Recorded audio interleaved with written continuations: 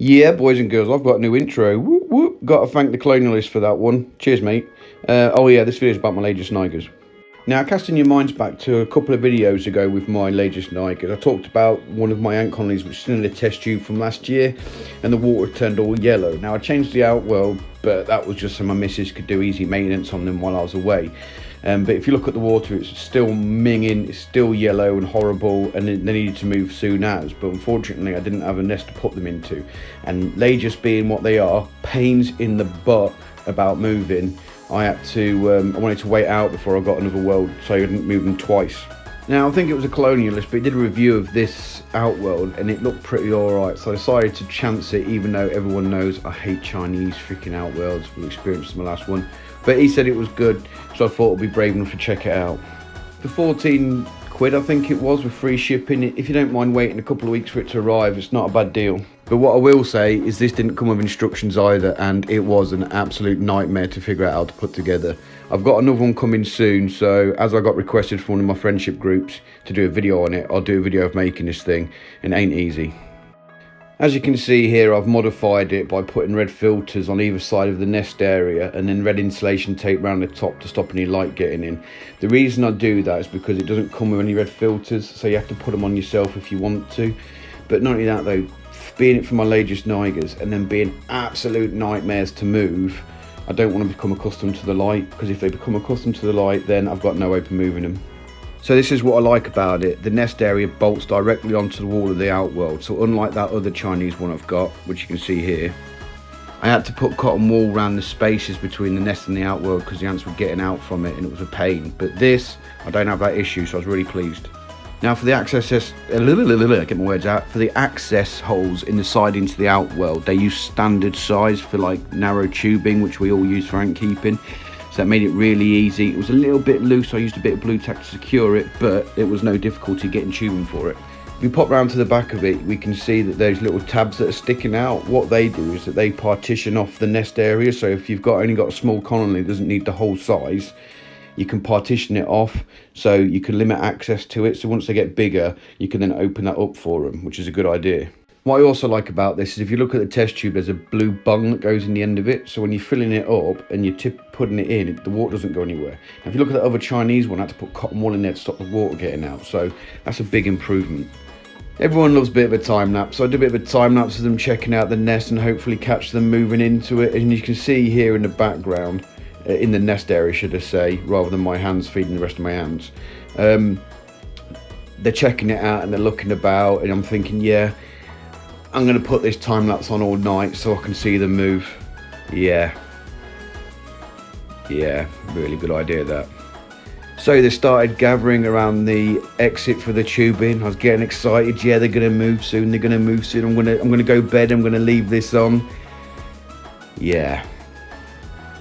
They didn't move. My battery died and I caught nothing but this. Great.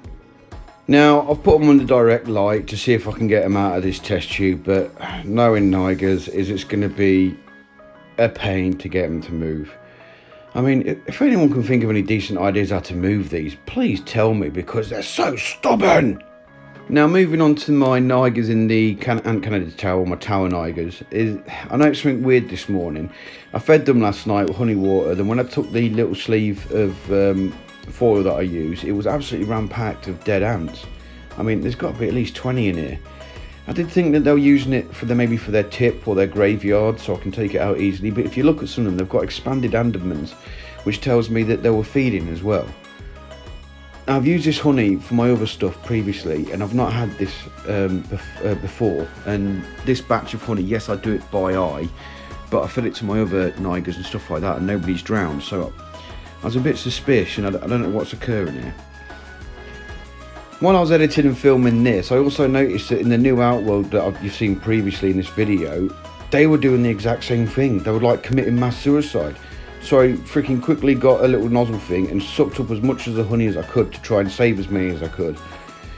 As you can see, I managed to save one or two, I think, but the majority of them was too late for, they're already drowned. But go figure, I don't understand what's going on here. The only thing I can think of, because it's happened twice now, is that the honey in this particular tub was obviously thicker because it was the first batch I sucked out. So it might be thicker and they might be finding it more difficult. So what I might do is add a tad more water to it and hopefully thin it out a little bit, and hopefully that works. But only time will tell. Now if we move on to the Chinese takeaway ants, you'll see that they're doing really well too. But I've got a slight predicament with them, and I'll explain that in a second. They're in the Outboy Elite nest at the moment, and they're doing really well in there. I mean, they've moved most of their pupae out, or cocoons out, and put most of the young in there now. But they're doing really well. There's loads of eggs and loads of brood and stuff like that, so I'm pretty chuffed with that, to be fair. But if you look at the test tube, they've still got a lot of eggs and stuff and larvae in there, so they still haven't fully moved out the test tube yet. One day, maybe, they'll move and do what I want them to do. Grrr. But back to the elite nest, you can see that they're doing really well. There's stacks of little larvae there and stacks of eggs as well. Now last night I did see the queen in here, but I didn't see her in this video, so if you spot her, give me a timestamp so I can have a quick look. Now back to that predicament I mentioned. As you can see here, they're in dirt in the Chinese takeaway thing, and they've dug into that, and they're also using that for living space. They're still in the test tube, obviously, as you seen a second ago, and they're in the nest area. How am I going to move them on? How am I going to convince them to get out of that Outworld, get out of the test tube, and actually move into a large, decent nest? And not only that though, hibernation's coming up soon, and that little setup there takes quite a fair bit of space up. Where the hell am I going to put them? Now moving on to the last colony that I'm going to cover today. This is the one that's still in the test tube still, but they're in the high-tech Outworld. Now I don't really pay a lot of attention to these girls. I kind of leave them to it. All I do is feed them and stuff like that. But as you can tell from the pile of larvae here, they've absolutely got stacks of it. There's got to be hundreds there. They're just loads. Absolutely loads. But they're doing really well, to be fair. And I wasn't really planning on moving them, but while I was filming this, I had a quick look at their water, and it's starting to turn a bit milky, which isn't great, and there's not a lot left of it. And with hibernation coming up soon, which I'm going to do a video on maybe this weekend if I get the chance, about how to hibernate ants, I am going to have to move these ladies as well, which is going to be a pain. Well, that's it for today, guys, anyway. I hope you enjoyed the update of my Niger's stroke product review, which I'll probably do a dedicated product review for that nest, because do you know what? For 14 quid, I really rate it. It's pretty good. And a shout out for the Colonialist for doing a new intro for me. That guy's a guru when it comes to editing stuff. I am like a Neanderthal in a jet plane. No good at it. But anyway, I hope you enjoyed this video, guys, and I'll catch you on my next one. Bye-bye for now.